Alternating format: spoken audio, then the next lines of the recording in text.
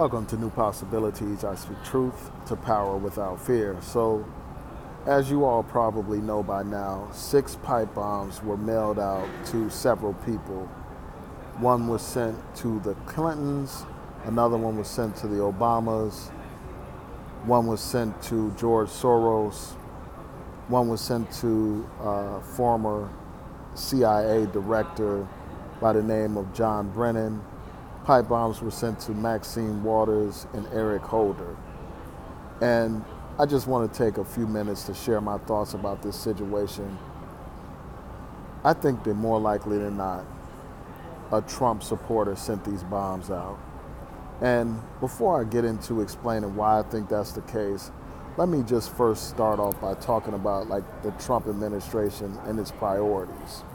Now, the Trump administration decided that it would divert resources away from investigating white supremacist groups to solely concentrating on foreign-based so-called Islamic terrorist groups. Now, this is a prime example of why we need to continue funding investigations of these white supremacist groups, because I think they're more likely than not one of those types of groups, one of those far-right type of groups was behind this particular operation, and more likely than not, as I said before, they probably are Trump supporters.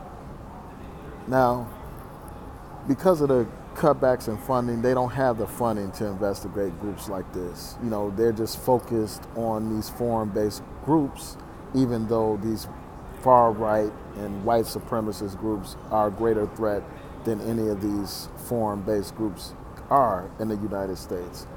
So the reason why I think that, a Trump supporter more likely than not is responsible for this is because all of these people on this list are people that are rivals to the president, people that the president and his supporters do not approve of. Obama, think about Obama. First of all, Trump launched his political career by questioning the legitimacy of President Obama, by buying into those ridiculous birtherism arguments.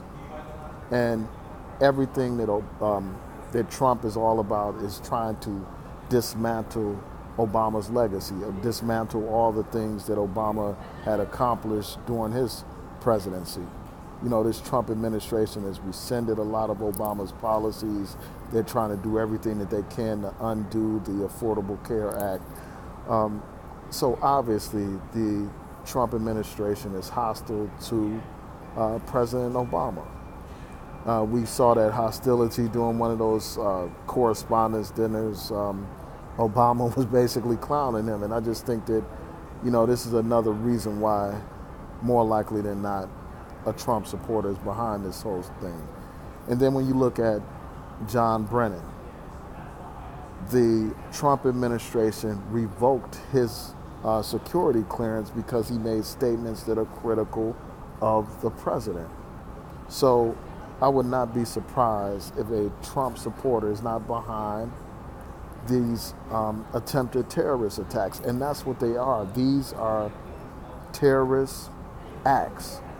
This person intended to ignite bombs to kill these people. So we can't dismiss that. And then another thing, when you look at other people that are on this list, like Maxine Waters, this is someone that has been a fierce critic of Donald Trump, as has John Brennan. Both John Brennan and Maxine Waters have fiercely criticized Trump and his administration. And that gives me another reason to believe that whoever targeted them is a Trump supporter. Maxine Waters is somebody that's been criticizing Trump, and rightfully so. And because of that criticism, Donald Trump has labeled her as a low IQ person, and that's typical racist dog whistle language, demeaning black people and, projecting this idea that black people aren't intelligent. So that's one of the reasons why I also believe, again, that this action is the act of somebody that's a Trump supporter. Now, another thing that I have to point out is this. We know that a lot of these right-wing people target George Soros. They think that he's behind all these protests.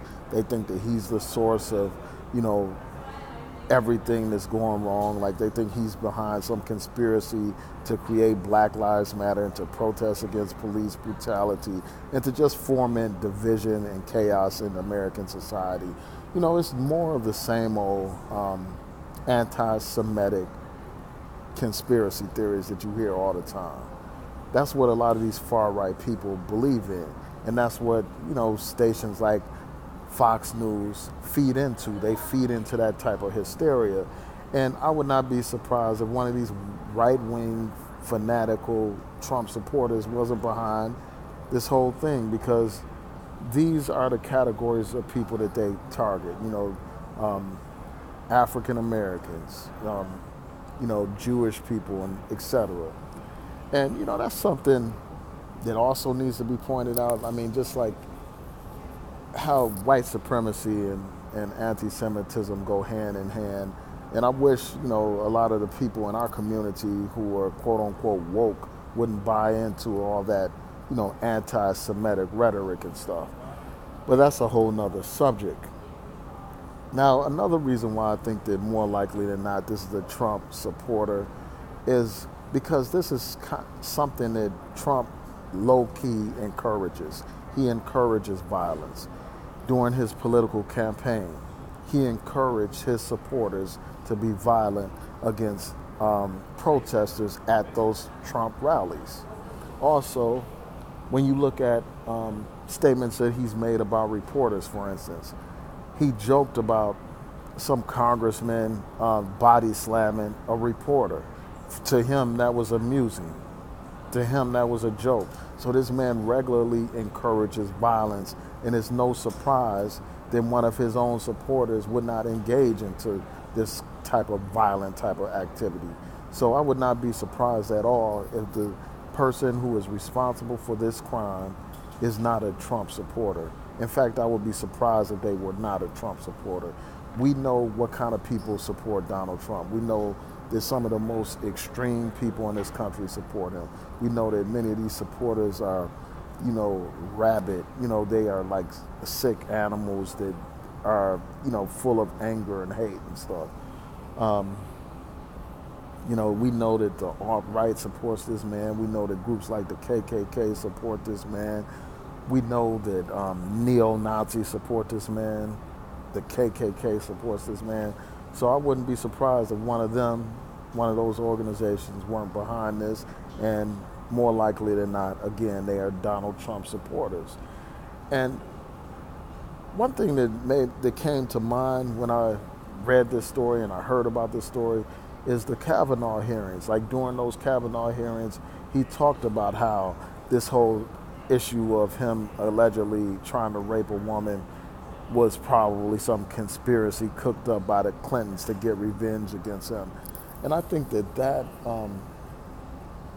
is just another example of how, like, a lot of these people who are supported by Trump or who support Trump just have hatred in their hearts for the Clintons. So again, it wouldn't be a surprise if a Trump supporter wasn't behind this attack or attempted attack. So tell me what y'all think. Please rate, comment, subscribe. Peace.